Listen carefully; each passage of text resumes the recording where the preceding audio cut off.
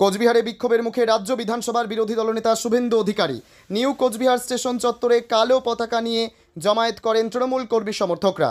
মঙ্গলবার কোচবিহারে SP office অভিযান রয়েছে। বিরোধী দলনেতার বাঁশ, লাঠি, ইট নিয়ে হামলার অভিযোগ। বেশ কয়েকটি গাড়িও ভাঙচুর করা হয়েছে বলে অভিযোগ। কেন্দ্রীয় বাহিনী, নিরাপত্তা আধিকারিকরা ও পুলিশ পরিস্থিতি নিয়ন্ত্রণের চেষ্টা করছে।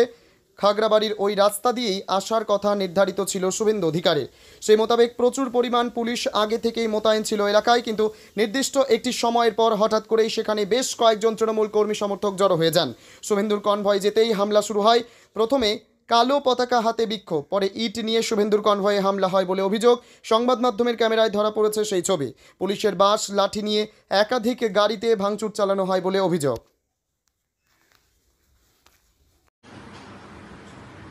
বাংলা ভাষার উপর যেভাবে আক্রমণ চলছে, বাংলা ভাষী মানুষদের উপর যেভাবে আক্রমণ চলছে, তারই প্রতিবাদে আজকে আমাদের কোচবিহার জেলায় 19টি জায়গায় তৃণমূল কংগ্রেসের আমাদের বিক্ষোভ ধর্ণা কর্মসূচি চলছে।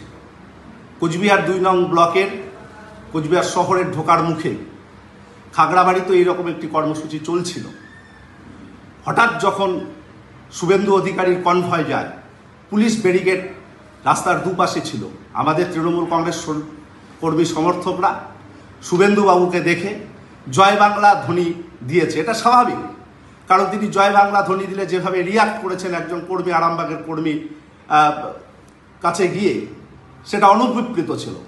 আমরা এটা মানতে পারিনি। তাই জয় বাংলা ধ্বনিতে মুখরিত হয়েছিল সেই এলাকা।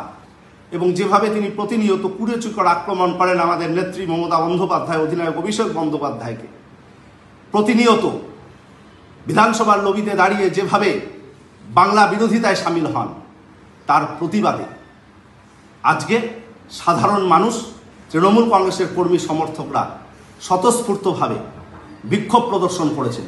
কিন্তু কোনো ভাঙচুরের ঘটনা ঘটেনি।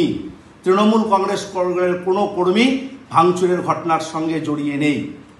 বিজেপি তারাই নিজেরাই নিজেদের গাড়ি ভেঙে ফুটেজ পেতে, সিম্প্যাথি গ্রো করতে এ ধরনের নাটক করছে, এটা আমরা নিশ্চিতভাবে বলতে পারি। আমরা ধিক্কার জানাই শুভেন্দু বাবুর এই কদর্য নোংরা রাজনীতি করবার জন্য। কালো পতাকা দেখানো হচ্ছে যে যা ওরা এতদিন তৃণমূলকে আক্রমণ করতো, মমতা বন্দ্যোপাধ্যায়কে আক্রমণ করতো, আমরা গণতন্ত্রের অঙ্গ হিসেবে সেগুলোকে মেনে নিয়েছি।